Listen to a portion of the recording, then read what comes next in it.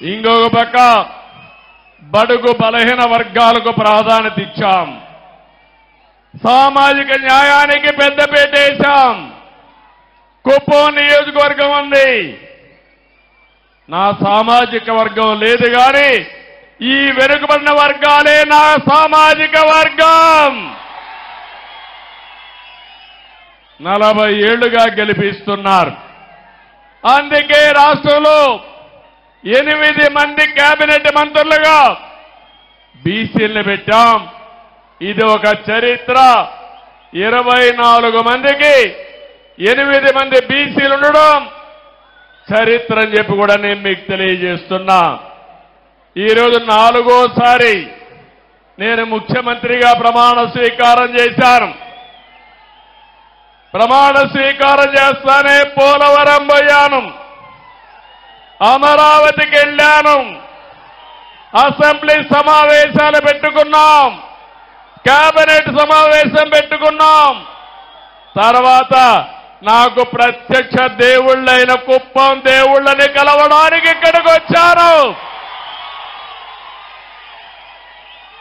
ఇక్కడి నుంచి ప్రజాక్షేత్రానికి వెళతాను.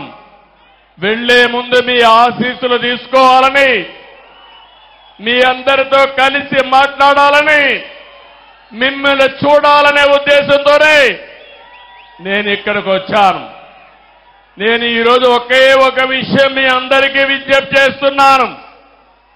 నేను మీకు రుణపడి ఉన్నాను.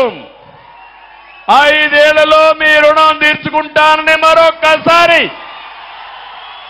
మీ అందరికీ హామీ ఇస్తున్నా, వాగ్దానం ఇస్తున్నా. అన్ని విధాలా అభివృద్ధి చేస్తాను. భగవంతుడు నాకు ఎంత శక్తి ఇస్తే అంత శక్తిని ఉపయోగించి కుప్పాన్ని అగ్రస్థానంలో పెట్టడానికి ప్రయత్నం చేస్తాను. నా జీవితాశయం ఒకటే, పేదరికం లేని సమాజం, జీరో పావర్టీ. ఎక్కడ పేదవాడు ఉంటే అక్కడ ఉంటా, మీకు అండగా ఉంటానని మీ అందరికీ హామీ ఇస్తున్నా.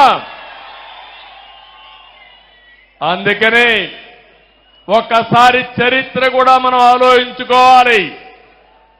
1989లో మొట్టమొదటిసారిగా ఎమ్మెల్యేగా పోటీ చేశారు. ఇక్కడి నుంచి ఇప్పుడే పెద్దలున్నారు, పిల్లలకు తెలియకపోవచ్చు చరిత్ర. నేను ఆ రోజు కుప్పానికి వస్తే నేరుగా పలమనేరు నుంచి ఒకే రోడ్డు కుప్పానికి, అది కూడా సింగిల్ రోడ్డు, టెలిఫోన్లు లేవు, కాలేజీలు లేవు. అందుకే ఆలోచించా, చిత్తూరు జిల్లాలో ఒక వెనుకబడిన ప్రాంతం కోసం నేను పని చేయాలని కుప్పం నియోజకవర్గాన్ని ఎంపిక చేసుకున్నానని చెప్పి నేను మీకు తెలియజేస్తున్నా. 89, 94 మన గవర్నమెంట్ రాలేదు, అపోజిషన్లో ఉన్నాం, పోరాటాలు చేశాం. 94 నుంచి 2004 వరకు మన ప్రభుత్వం వచ్చింది, అభివృద్ధి చేశాం. ఇప్పుడుండే అభివృద్ధి మీరు ఏ ఊరికి పోయినా, సిమెంట్ రోడ్ను అడిగినా, ఊర్లో వీధి దీపాలు అడిగినా, కాలేజీలను అడిగినా, ఏ అభివృద్ధిని అడిగినా దాన్ని ఎవరు చేశారంటే తెలుగుదేశం అని చెప్పే పరిస్థితిలో ఉంది. మీ ఎమ్మెల్యేగా నేనే